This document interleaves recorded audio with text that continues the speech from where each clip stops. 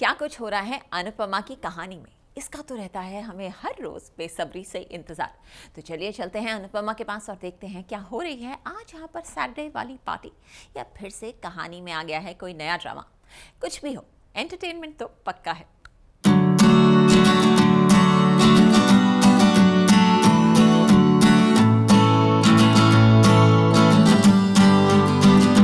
एक तरफ अनुपमा की जिंदगी में आई खुशियों की सौगात, तो वहीं दूसरी तरफ काव्या से नाराज हुआ वनराज। अगर तुम्हें इतनी ही प्रॉब्लम है मुझसे, तो तुम यहाँ पे हो ही क्यों? डिवोर्स लो और यहाँ से जाओ। इनफैक्ट तुम यहाँ से चली जाओगी तो शायद मेरा कुछ भला ही हो जाए। स्टार प्लस के सीरियल अनुपमा में आज अनुपमा के घर में खुशियों के साथ साथ खतों की बारिश हो गई है। असल में अनुपमा और अनुज की शादी की तैयारियों से पहले ही उनके चाहने वालों ने उन्हें खतों के जरिए प्यार और आशीर्वाद भेजा है। और ये गुड न्यूज अनुपमा के घर में कोई और नहीं बल्कि अनुज लेकर आया है।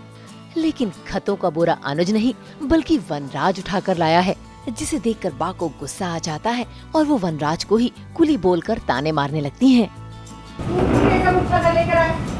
ये उम्र में ये तो कन्या बन गई, तू क्यों कुली बन रहा? जो समझता सही समझता। उनकी तो शादी भी कचरा है, सामान भी कचरा है, मेहमान भी कचरा है। दीदी आप भी मेहमान हो, इसका मतलब ये वो क्या भी कचरा हो? नहीं, डांट नहीं सुनना पड़ा। वो बा मुझसे नाराज नहीं थी। वो इस बात से नाराज थी कि ये तुझे उठाने की क्या ज़रूरत है।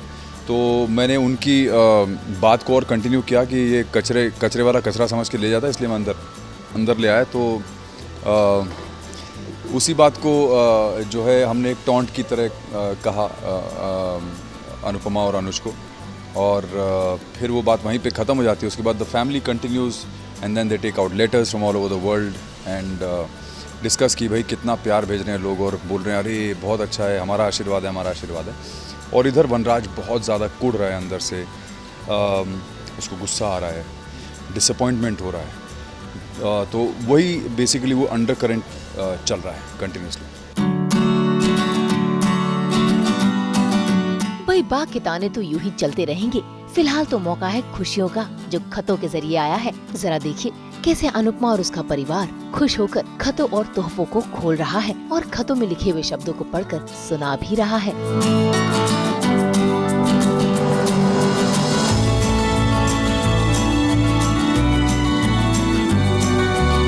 लोगों का प्यार और आशीर्वाद पाकर अनुपमा इमोशनल हो रही है।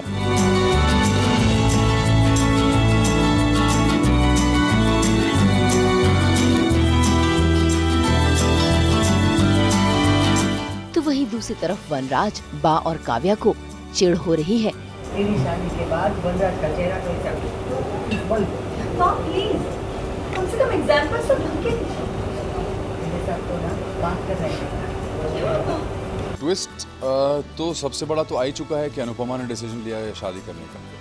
तो अब उस ट्विस्ट में बाकी सब लोग भी ट्विस्ट कर रहे हैं बैठ के फैमिली के अंदर। तो दो अलग अलग ग्रुप बन गए हैं, जिसमें से एक वनराज वाला ग्रुप है, वनराज, बा, काव्या और तोशु का, और एक दूसरा ग्रुप जो है बाकी के रेस्ट ऑफ द फैमिली। तो अभी घर के अंदर ही सब कुछ चल रहा है, और एक फैमिली एक साइड अनहैप्पी चल रही है, दूसरी साइड बहुत खुश हैं कि शादी हो रही है, ये हो रही है। तो there is a lot of this tension and undercurrent that is going on right now. I am happy कि उसने अपनी कमियों को सुधार लिया है, अनलाइक यू जिसका ईगो इतना बड़ा है कि उसे अपने ईगो के सामने अपनी खुद की खामियां नजर नहीं आती है।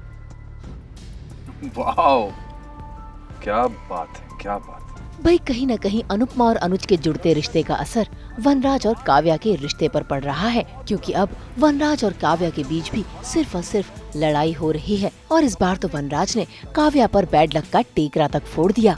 आई एम श्योर आज तुम्हें ये सोच के बहुत पछतावा हो रहा होगा कि तुमने उसको डिवोर्स देके मुझसे शादी कर लिया ना। अगर ऐसा होता ना भी तो मैं पेपर्स पे तभी साइन कर लेती जिस दिन तुमने डिवोर्स नोटिस मेरे मुंह पे मारा था। अगर तुम्हें इतनी ही प्रॉब्लम है मुझसे, तो तुम यहाँ पे हो ही क्यों? डिवोर्स लो और यहाँ से जाओ। इनफैक्ट तुम यहाँ से चली जाओगी तो शायद मेरा कुछ भला ही हो जाए, क्योंकि तुम अनिरुद्ध की लाइफ से निकली तो वो सक्सेसफुल हो गया, और तुम मेरी लाइफ में आई तो मैं बिल्कुल बर्बाद हो गया। यानी आने वाले एपिसोड्स में रिश्तों की उलझन और रिश्तों का मिलन दोनों ही नजर आने वाला है। मुंबई से ऋषभ झा के साथ ब्यूरो रिपोर्ट।